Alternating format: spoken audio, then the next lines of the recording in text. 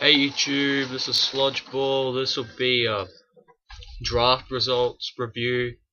I'm gonna just tell you all the draft picks that got done. There were a total of 30, really 28, but I'll get into that later. There were 8 main round draft picks which were done on Raw, and then the following 22 were done the next day in the supplementary draft. Anyway, I'm not doing a Raw review because it was a bit lackluster. The draft really took over what had happened. There were a couple of surprising draft picks. Like, I had a couple of predictions. Like, for starters, I had Randy Orton going to SmackDown. I had CM Punk going to SmackDown. I had Jack Swagger going to Raw, and that was it of the big ones. And then you had a couple. Oh, I also had Wade Barrett going to Raw as well. So anyway, this is what happened in the draft. So in the main round, you had John Cena going to SmackDown, and don't go, oh, what, because something happens at the end of the night. You had Rey Mysterio going to Raw, which was kind of funny because then you had Sin Cara and Rey in the same show. But anyway, Randy Orton going to SmackDown, so there's one of like 3 that I got right. Mark Henry, to my surprise, to SmackDown. This was a bit odd. And you also had Sin Cara going to SmackDown. Yeah, and then you had the Big Show go to Raw, and Alberto Del Rio going to Raw. Now, this was a big mistake by WWE. This is far too early, 1 year too early. You needed Del Rio to become a world champion before he got traded to Raw. It's a big mistake. And then John Cena drafted back to Raw. So in the 8 main round draft picks, or only 6. Like, the WWE revolves around John Cena again. Anyway, that were the 8 main rounds. Then a couple of supplementaries. You had Daniel Bryan going to SmackDown, Jack Swagger going to Raw, Great Khali going to SmackDown, Jimmy Uso going to SmackDown, Kelly going to Raw, JTG going to Raw, Alicia Fox going to SmackDown, William Regal going to SmackDown, Joshi Tatsu going to SmackDown, Drew McIntyre going to Raw, Natalya going to SmackDown, Kurt Hawkins going to Raw, Chris Masters going to Raw, Jey Uso going to SmackDown, so both of the Usos going to SmackDown, Kofi Kingston going to Raw, Ted DiBiase going to SmackDown, Tyson Kidd going to SmackDown, Tamina, which was the Usos' former manager, and now she does, I don't know if she still does stuff with Santino Marella. Anyway, Tyler Rex going to Raw, Alex Riley going to SmackDown, Beth Phoenix going to Raw, and Sheamus, the United States Champion, going to SmackDown. So there are now 2 mid-card champs in SmackDown. Some of these were really good, some of these were a bit surprising, and some of these you couldn't care less about. The starters, Daniel Bryan was a good pick going to SmackDown. Jack Swagger was a good pick going to Raw. Let's see, Yoshitatsu going to SmackDown was a good idea. Ted DiBiase was a good pick going to SmackDown.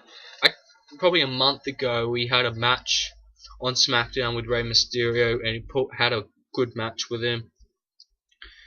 Who else? Tyson Kidd, I reckon, will do alright on SmackDown.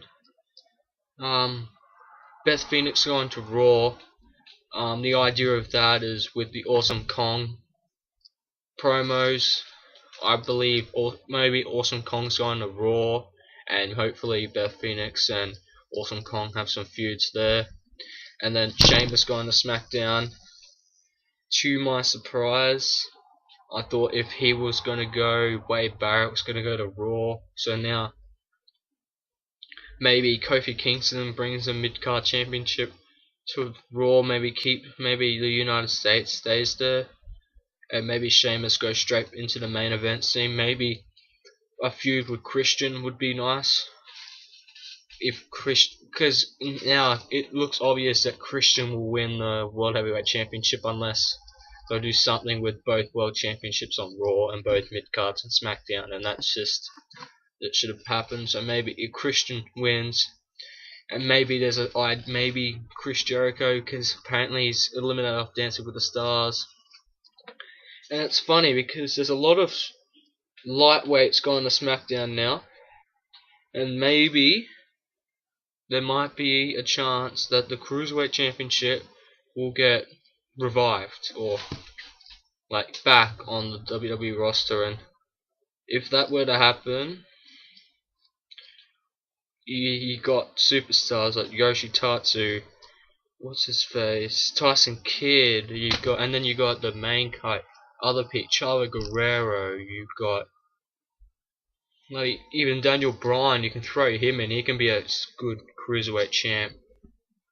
Sin Cara, you got so many good range of superstars, and even if you want to make it both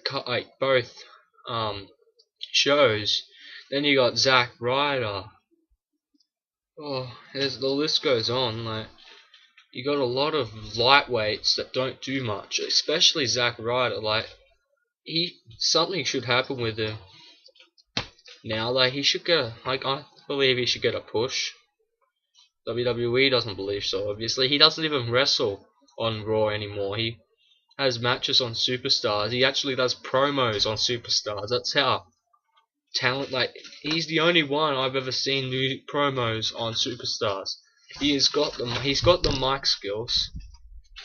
He's got the wrestling skills. He's even got a bloody YouTube like account and YouTube like videos that are getting God knows amount of views, tons of views. So yeah, like, I'm sorry about ranting, but I do like Zack Ryder, and I don't want to see WWE waste him and then release him in a few years' time and say Zack Ryder didn't do much for our company. Well, you can't do that. Like, that's like when you release what's his face, Shelton Benjamin. Like, you never make him do anything. Like, he was a great wrestler, and you just toss him out. Like, no. Anyway, sorry for the rant. This is my draft results. What I say, I saw that SmackDown definitely needed a new face and 2 more good superstars to go over, and in the end they got one face. They lost a heel. They lost a top superstar, and what they got in return is they got Sheamus.